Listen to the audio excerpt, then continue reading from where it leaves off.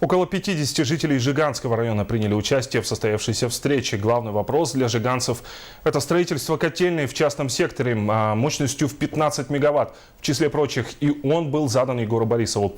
Егор Афанасьевич подробно объяснил проблему. Для строительства котельной нужно большее количество жителей в микрорайоне.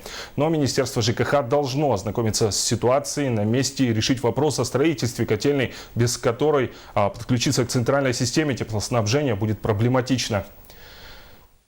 Кобяйского улуса посетовали, что в их поселке уже давно ничего не строится. Люди ждут строительства спортивных сооружений, жилых зданий. Особо остро стоит вопрос строительства больницы.